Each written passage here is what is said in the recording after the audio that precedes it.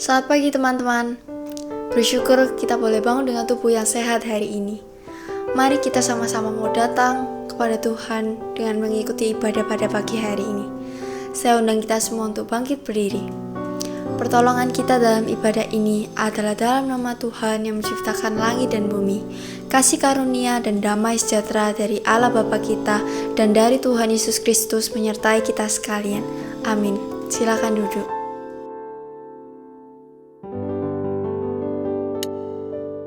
Mari kita sama-sama mau datang ke hadirat Tuhan.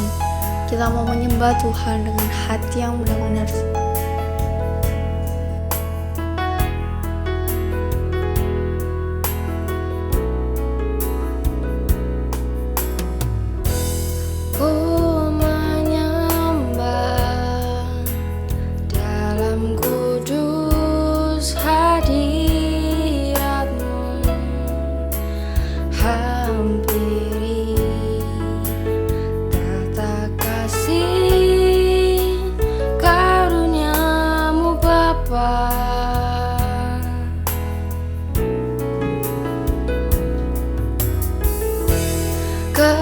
kekuatanku hanya dalam hadirat-Mu, Yesusku. Hanya Kaulah segalanya.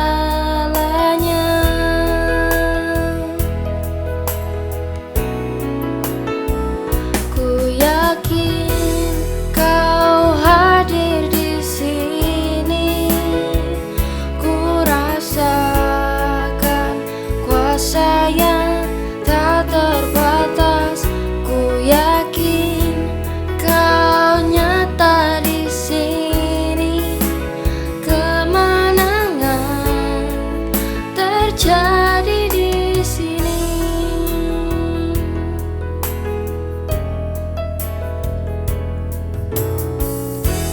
Ku menyembah dalam kudus hadirat-Mu.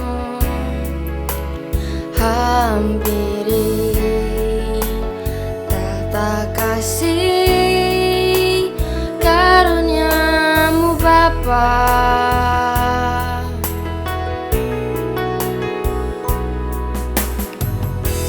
Kekuatanku hanya dalam hadirat-Mu, Yesusku. Hanya Kaulah segalanya.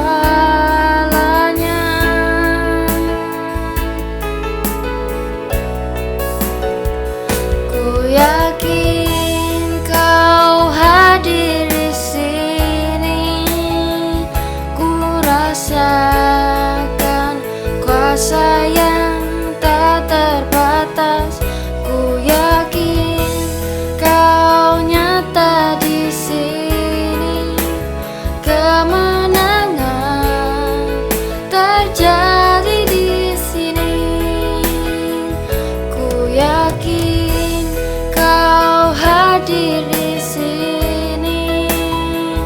Ku rasakan kuasa yang tak terbatas. Ku yakin Kau nyata di sini. Kemenangan terjadi di sini.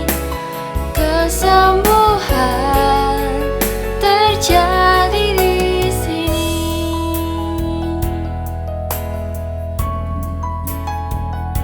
Mari kita berdoa.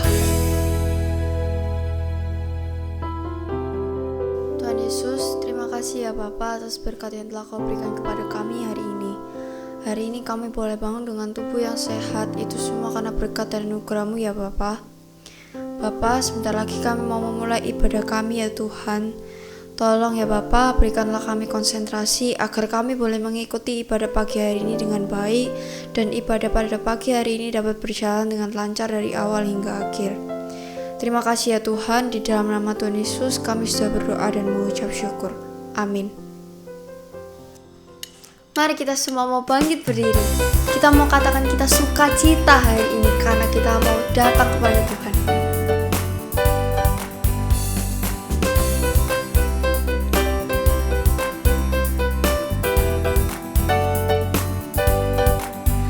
Dalammu ku temukan sukacita.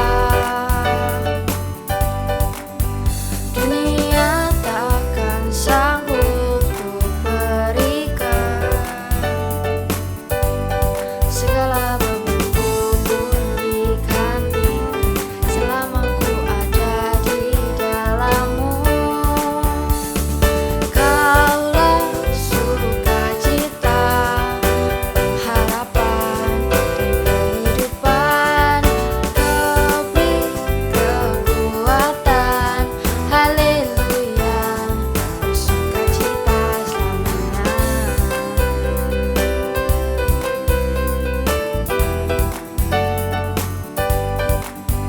Kau ada menampingi setiap langkahku.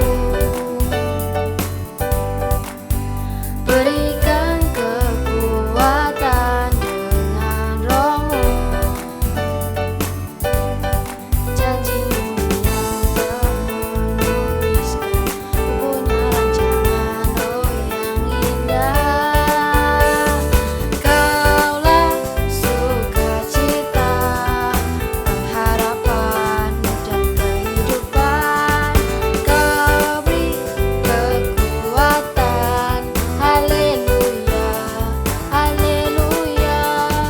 Kaulah sukacita, pengharapan dan kehidupan. Kau beri kekuatan, haleluya, sukacita selamanya.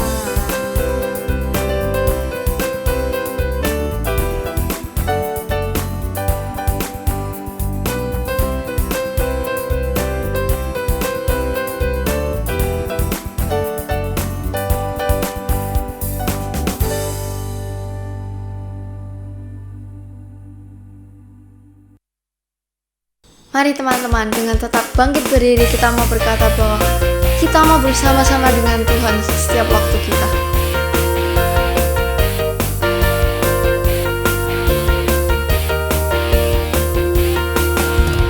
Tak pernah ku ragu akan kesetiaan-Mu, pegang hidupku. Sepenuh jiwaku ku yakin dan percaya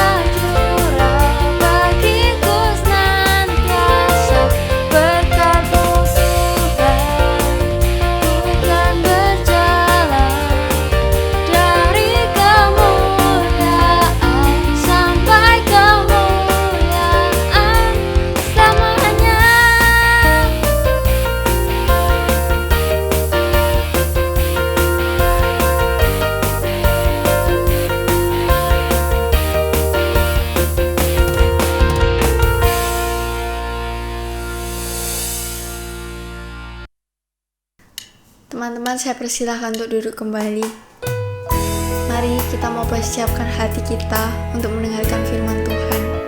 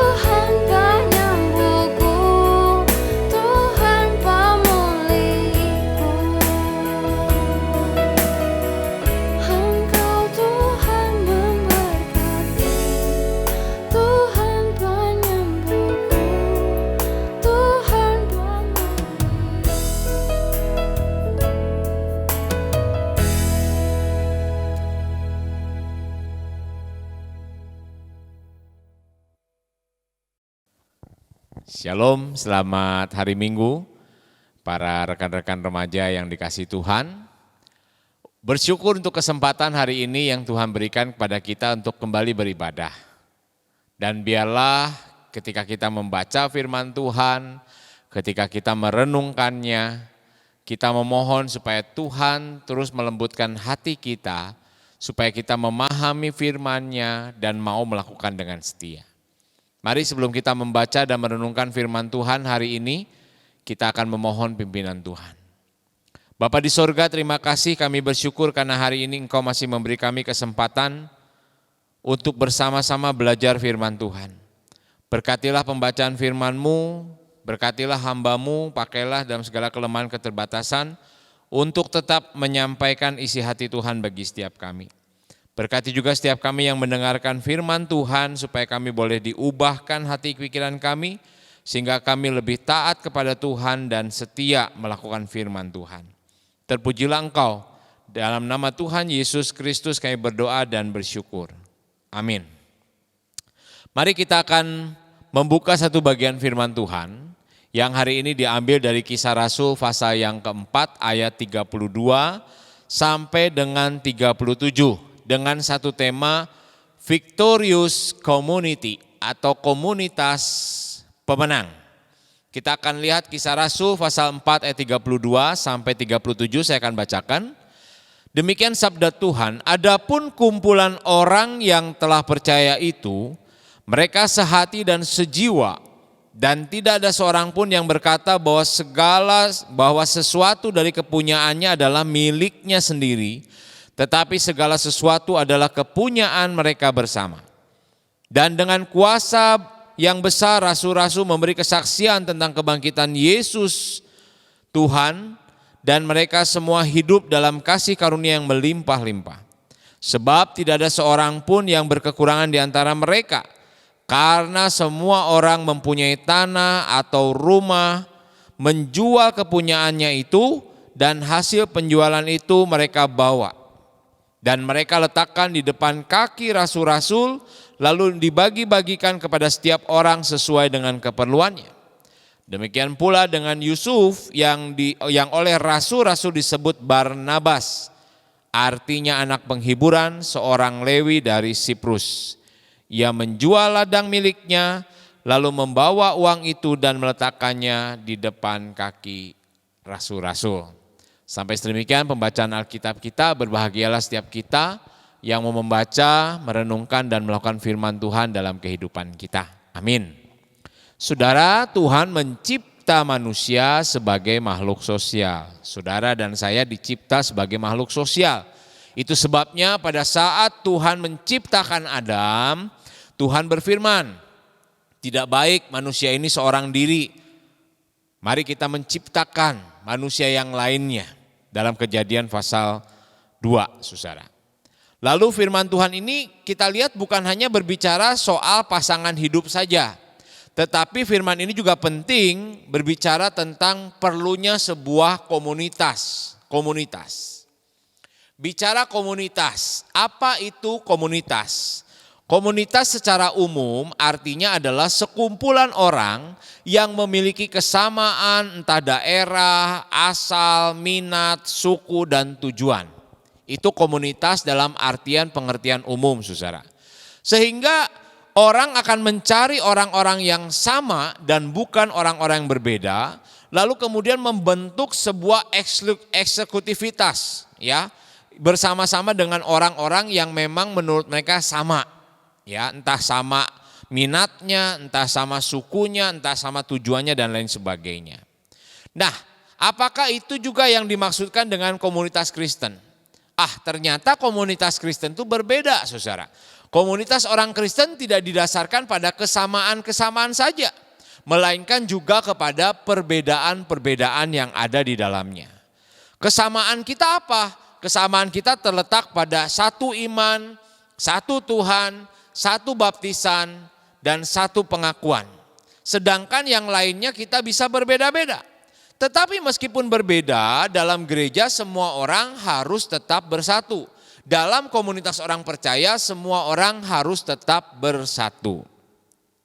Bagi saya, gereja boleh dikatakan satu-satunya institusi dalam sejarah manusia yang menyatukan manusia dengan segala perbedaannya. Baik perbedaan suku, asal, status sosial, gender, bahkan keberadaannya. Karena dalam gereja kita bisa melihat, Paulus katakan baik orang Yahudi, non-Yahudi, laki, perempuan, kaya, miskin, budak atau orang merdeka, mereka dipersatukan oleh Kristus dan bersama-sama menyembah Tuhan dan sama-sama punya status yang sama di hadapan Tuhan. Oleh karena itu tujuan dari komunitas Kristen berbeda dengan komunitas-komunitas sosial lainnya, saudara. Tujuan dari komunitas Kristen bukan memanjakan anggotanya atau hidup secara eksklusif bagi kepentingan anggotanya, mendapatkan privilege tertentu untuk anggotanya, bukan. Tetapi tujuan daripada komunitas Kristen adalah supaya orang yang berbeda ini bersatu dan kemudian kesatuan mereka menjadikan mereka saksi bagi dunia, kemudian membawa Injil kepada semua orang, sehingga komunitas Kristen menjadi komunitas yang sungguh-sungguh membawa kemuliaan bagi nama Tuhan. Inilah yang dimaksudkan dengan komunitas Kristen yang menjadi pemenang, saudara.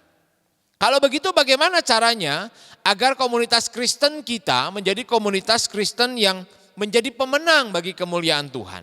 Bagaimana eklesia menjadi komunitas pemenang, saudara? Nah, kita akan meneladani jemaat mula-mula sebagai komunitas Kristen pertama yang Tuhan sudah pakai menjangkau dunia, bahkan menaklukkannya, sehingga komunitas kita pun kita bisa dan ingin seperti itu. Ciri yang pertama, mari kita lihat di dalam ayat yang ke-32.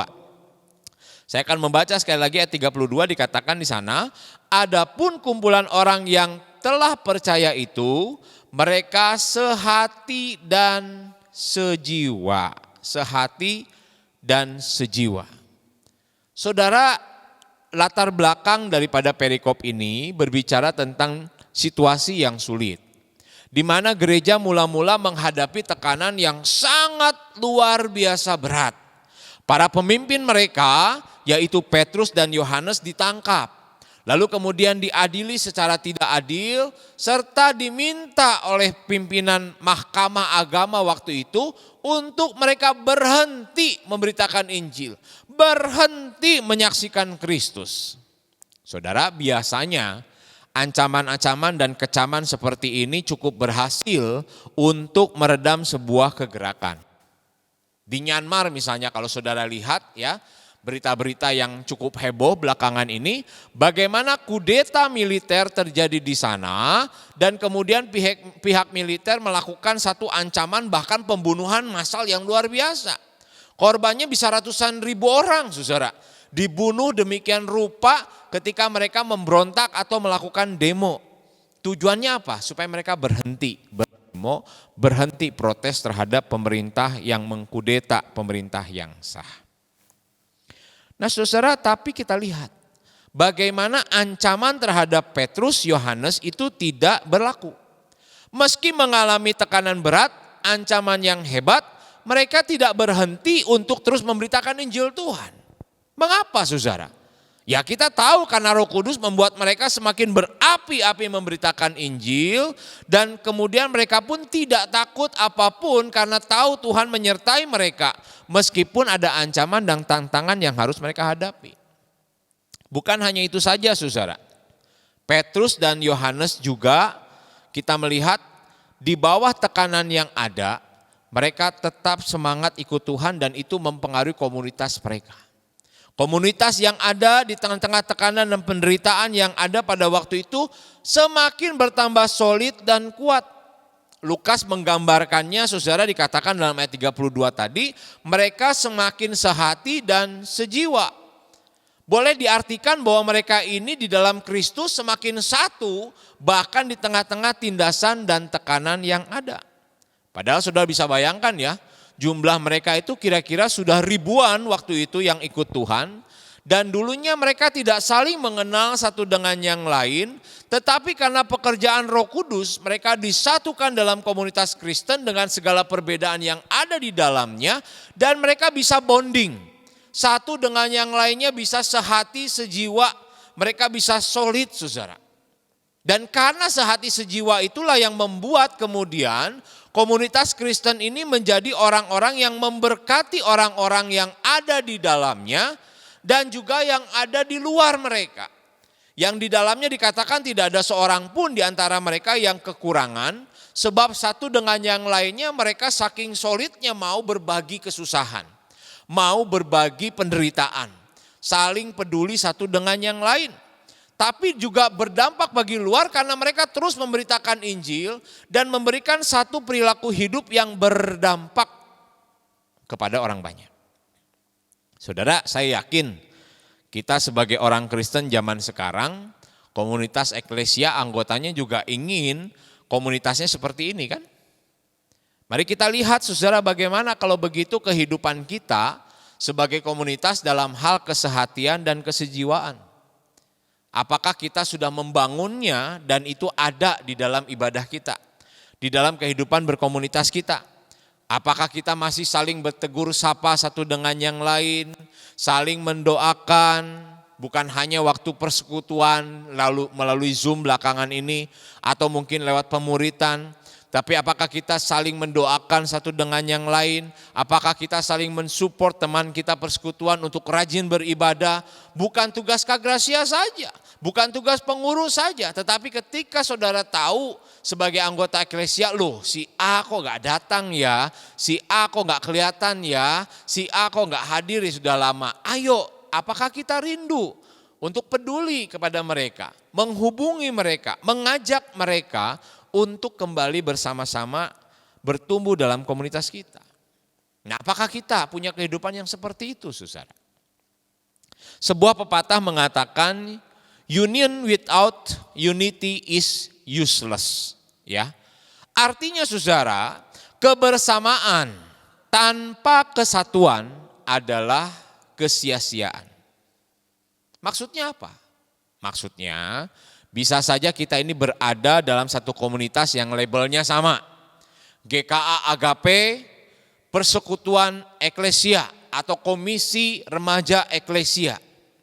Tapi kita tidak punya feel, kita tidak punya rasa di dalam persekutuan kita. Dan juga terhadap orang-orang di sekitar kita. Tentunya kalau hal ini terjadi maka sebenarnya yang sedang kita lakukan dalam komunitas itu adalah kesia-siaan, saudara. Karena fungsi dan keberadaan komunitas yang benar bukan seperti itu. Lalu apa solusinya? Apakah solusinya saya pindah komunitas? Saya cari komunitas yang baru? Bukan solusi juga itu, saudara. Ya, solusinya adalah perbaiki diri kita atau perbaiki komunitas kita. Sebab kalau kita berpikir bahwa kita ya pindah sajalah cari komunitas lain, itu sama sekali tidak akan menyelesaikan masalah intinya. Tapi rubahlah sikap kita, cara berpikir kita. Memandang komunitas eklesia ini adalah anugerah yang Tuhan berikan kepada saya untuk bertumbuh berbuah. Sehingga di dalamnya saya perlu memiliki rasa kesehatian dan sejiwa. Mau terlibat dalam segala sesuatu yang baik dan benar untuk kemuliaan Tuhan di dalamnya. Saya ambil contoh. Saudara tahu ya permainan tarik tambang. Biasanya kalau kita merayakan HUT kemerdekaan Indonesia, olahraga ini banyak sekali dipertandingkan di kampung-kampung, saudara. Ya, satu tim tarik tambang itu biasanya terdiri dari beberapa orang. Dan kesemua anggota itu harus mengatur ritmenya, mengatur iramanya supaya bisa selaras, bisa konsisten dan tentunya bisa menang. Bayangkan saudara kalau saudara masuk dalam sebuah tim tarik tambang, lalu saudara lihat ada 1-2 orang yang tidak mau pegang talinya, ya, tidak mau mengeluarkan energinya, tidak mau menarik tambangnya. Apa yang akan terjadi pada tim saudara? Pastinya saudara juga akan ikut-ikutan, hauslah tak lepas saya begitu ya. Dan akhirnya kita lemah dan kita menjadi kalah. Saya mengumpamakan komunitas Kristen itu begitu. Ya. Kita punya tujuan yang sama nih, memuliakan Tuhan. Kita punya keinginan yang sama nih, ayo kita pegang tali tambang itu. Ketika beban berat, ketika tarikan kuat, maka kita harus semakin bersama-sama menguatkan tarikan kita. Atur iramanya, atur gerakannya supaya selaras. Sehingga akhirnya kita bisa bersama-sama menyatukan tenaga kita seiras, senada, kita sehati, sejiwa, dan akhirnya memaksimalkan usaha kita dan bukan mustahil kita bisa menang. Demikian juga dengan komunitas kita, saudara. Kalau komunitas kita ini orangnya tidak mau peduli satu dengan yang lain, tidak mau tahu satu dengan yang lain, tidak saling mengenal satu dengan yang lain, bagaimana kita akan menjadi komunitas yang pemenang? Di dalam saja acak-acakan bagaimana kita bisa menjangkau keluar, saudara? Tidak mungkin. Ya. Kalau kita sendiri satu dengan yang lain tidak terkoneksi, kalau satu dengan yang lain tidak saling peduli, masa bodoh, bagaimana kita bisa saling menguatkan? Bagaimana kita bisa saling menopang? Dan bagaimana kita bisa menjadi komunitas pemenang? Enggak mungkin. Karena itu saya menyarankan habis dengar khotbah ini, coba saudara pikir satu orang, dua orang ya yang ada dalam komunitas eklesia. Selama ini mungkin saudara pernah ketemu dia, pernah beribadah bersama, mungkin saudara terlibat dalam pemuritan kelas besar bersama. Tapi saudara nggak pernah kontak dia, nggak pernah chat dia, nggak pernah ngobrol sama dia. Saya minta habis dengar khotbah ini lakukan itu. Ya, minimal tanya, kamu mau didoakan apa? Kamu punya pergumulan apa? Wah aneh gitu ya, rasanya aneh. Kenapa aneh saudara? Bukan hal yang aneh, kenapa? Karena mereka saudara. Saudara seiman berarti harus dianggap sebagai saudara. Masa saudara dengan saudara di rumah, kalau nanya aneh kan enggak. Ya, tentunya kita saling menanya. Kita saling memperhatikan, kita saling peduli. Demikian pun dalam komunitas kita saudara. Chat dia, katakanlah saudara ingin mendoakannya. Tapi jangan baper juga begitu ya. Karena kita sedang belajar dan mempraktekkan bagaimana hidup dalam komunitas yang benar yang mengalami kemenangan dalam Tuhan. Ini yang pertama. Yang kedua, ciri komunitas yang Kristen yang kedua yang pemenang adalah charity. Ya, murah hati saudara, mau berbagi. Ayat 32-34 juga yang kita baca tadi menunjukkan hal itu. Saya baca kembali ya.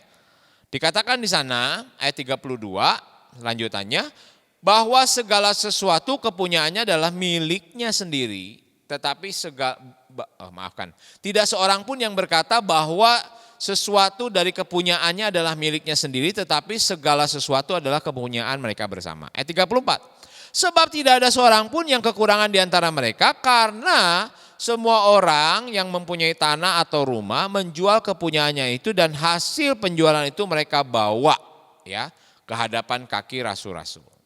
Dibagikan, ya itu ciri khas daripada jemaat mula-mula. Jadi kita melihat di sini, iman kepada Yesus Kristus bukan hanya memunculkan satu encourage keberanian, tapi juga kesatuan orang percaya dalam kehidupan mereka bersama. Dan ditambah lagi, iman itu juga memunculkan satu rasa belas kasihan yang besar ketika melihat kekurangan atau kebutuhan yang ada. Itulah perbuatan iman yang dilakukan komunitas Kristen yang ada waktu itu saudara. Lukas menggambarkannya bahwa mereka tidak egois, mereka saling berbagi sehingga tidak ada seorang pun di antara mereka yang kekurangan apapun. Nah saudara, komunitas Kristen dipanggil untuk ini, ya, bahwa kita satu dengan yang lainnya dipanggil untuk saling berbagi satu dengan yang lain. Supaya apa? Supaya tidak ada yang kekurangan satu dengan yang lainnya. Dan itu harus dimulai dari mana? Dari hati saudara. Hati yang seperti apa? Hati yang bagaimana? Hati yang menyadari bahwa kita memiliki panggilan bukan menjadi owner, bukan menjadi pemilik atas segala sesuatu yang kita punya, tetapi kita adalah penatalayan atau stewardship dari apa yang Tuhan percayakan kepada kita. Loh, apa bedanya bukan owner tetapi stewardship? Bedanya saudara, kalau kita melihat segala sesuatu yang ada pada kita adalah milik kita, maka kita itu akan membuat kita menjadi orang yang egois, sulit berbagi, apalagi berbelas kasihan kepada orang. Kenapa? Karena kita akan berkata, ini kan punyaku, hasil usahaku, keringatku, kepunyaanku. Tetapi berbeda sekali kalau kita memandang kehidupan kita ini dari sudut pandang Tuhan. Di mana Tuhan mengatakan segala sesuatu yang ada di dunia ini termasuk kita di dalamnya adalah milik kepunyaan Tuhan. Dan Tuhan percayakan itu untuk kita kelola dengan baik bagi kemuliaannya. Kalau kita cuma dititipi, maka kita ini cuma manajer. Kita ini cuma pengelola. Karena pengelola kita tidak bisa egois. Kita harus menggunakannya menurut kehendak yang Tuhan percayakan kepada kita. Saudara, orang-orang dalam komunitas Kristen harus menyadari bahwa mereka adalah penatalayan dari segala sesuatu yang Tuhan percayakan kepada mereka. Baik itu harta, talenta, hidup, waktu, uang, kesempatan, kepintaran, dan lain sebagainya. Karenanya saudara sebagai seorang penata layan yang baik dan setia, seseorang itu harus menggunakannya bukan untuk kepentingan diri, tetapi kepentingan bersama. Dan itu yang kemudian begitu jelas dikatakan dalam bagian tadi. Di mana ada orang-orang menjual barang pribadi mereka, entah rumah, entah tanah. Kenapa sih menjual? Karena memang banyak orang yang memerlukan, saudara. Mereka berbagi karena begitu banyak orang miskin, jemaat mula-mula yang jatuh miskin. Kenapa bisa jatuh miskin? Saudara, kemungkinan mereka mengalami penganiayaan, pengusiran karena mereka menjadi Kristen. Mungkin juga mereka kemudian tidak punya lagi tempat tinggal, tidak punya lagi makanan, pakaian karena mereka menjadi Kristen. Tapi apapun penyebabnya saudara, kita melihat di sini satu hal yang penting. Komunitas Kristen itu harus menjadi komunitas yang peka terhadap kebutuhan sesama. Ya. Dan itu yang membuat saudara komunitas Kristen menjadi kuat menghadapi tekanan-tekanan yang ada pada waktu itu. Kenapa?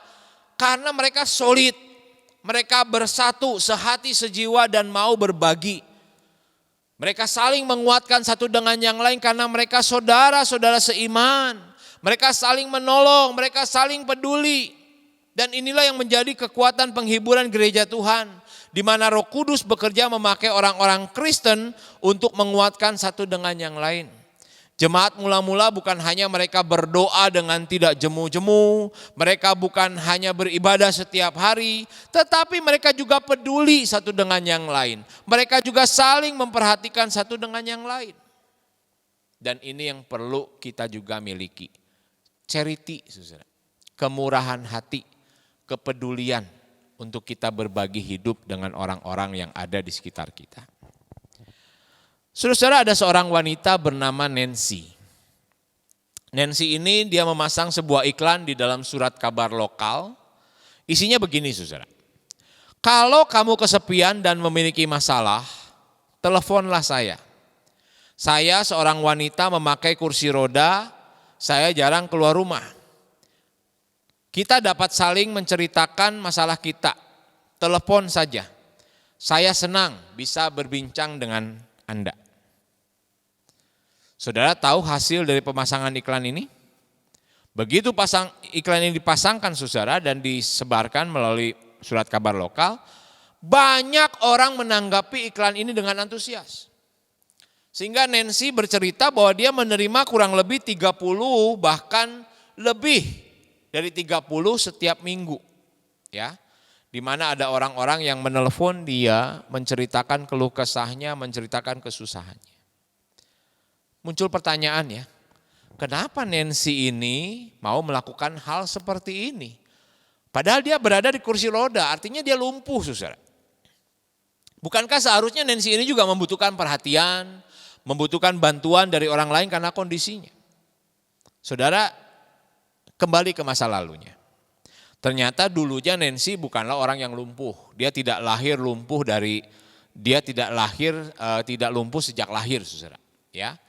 Tetapi Nancy ini dia punya tubuh yang sehat dan sempurna.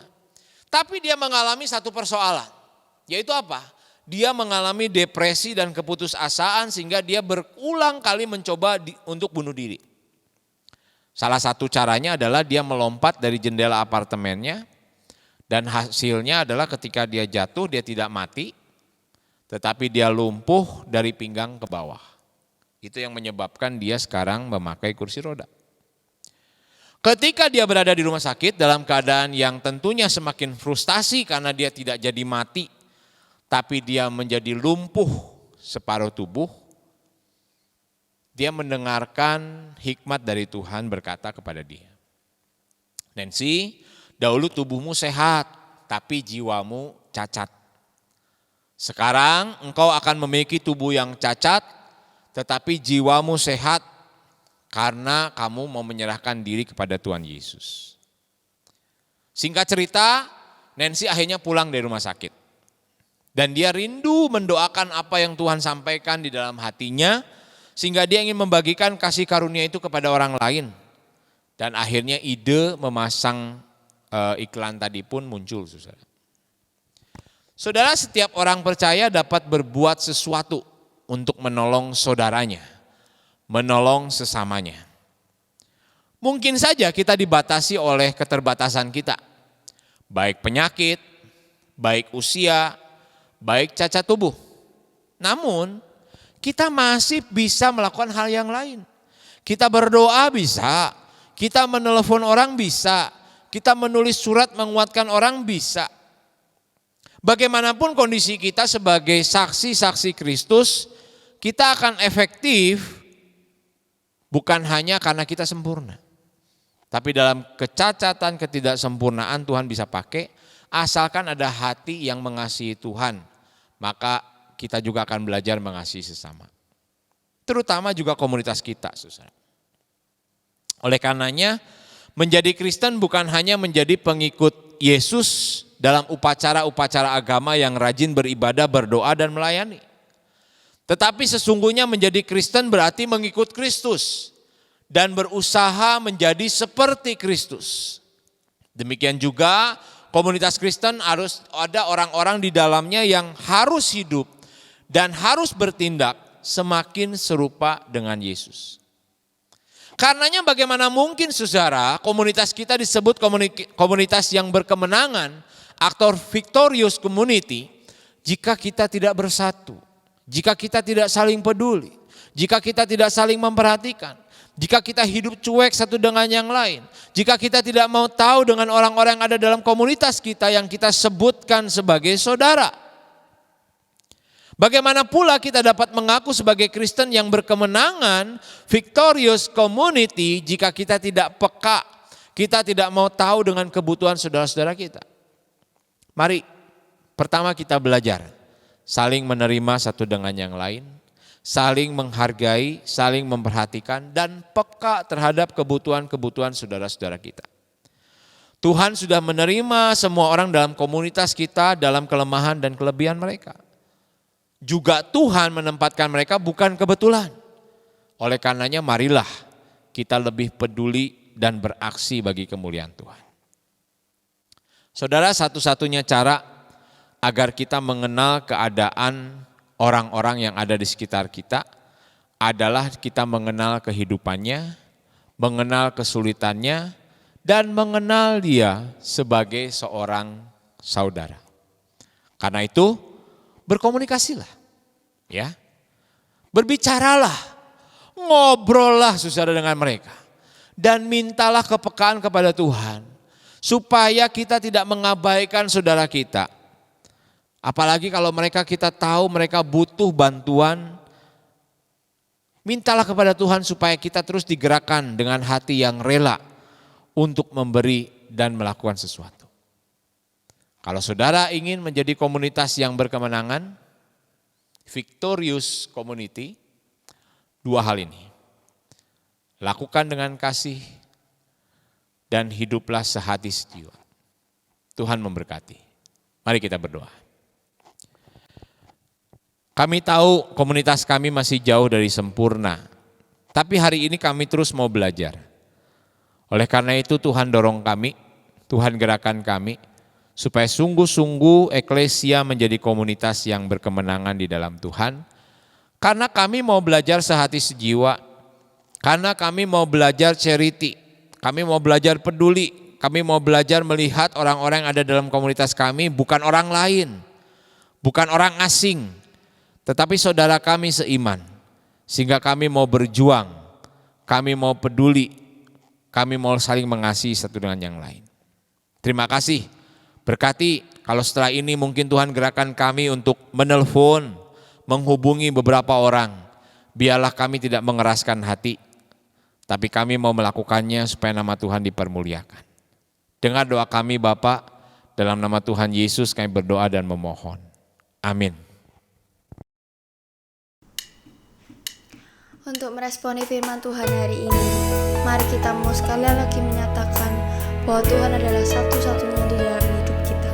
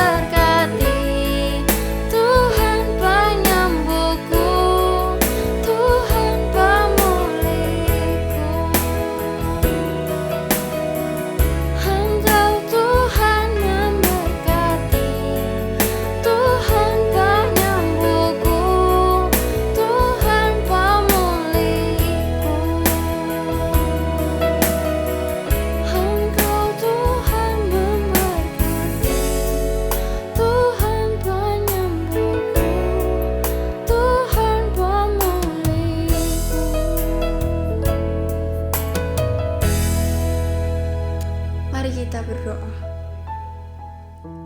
Ya Bapa, terima kasih karena kami sudah bisa mendengarkan firman-Mu dengan baik pada hari ini.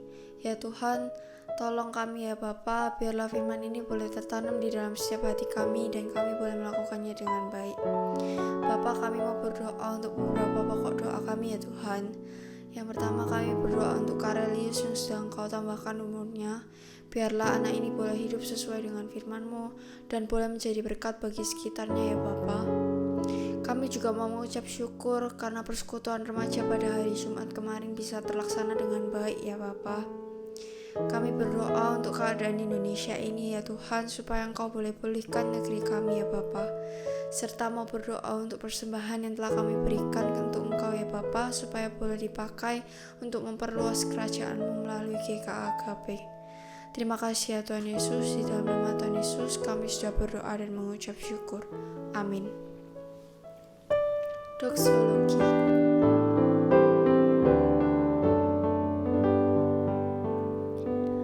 Puji Allah Bapa Putra, puji Allah Roh Kudus, ketiganya yang esa, pohon selamat sumber berkah.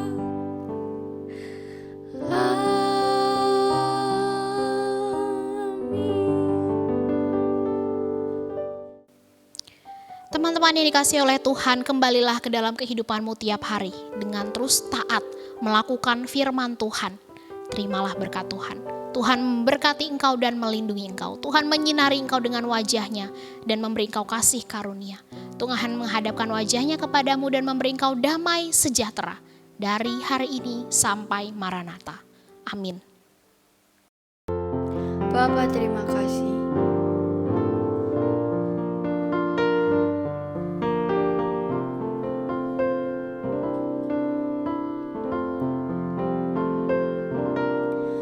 Bapa, terima kasih. Bapa, terima kasih. Bapa di dalam surga, puji terima kasih. Amin. Selamat hari Minggu teman-teman. Tuhan Yesus memberkati.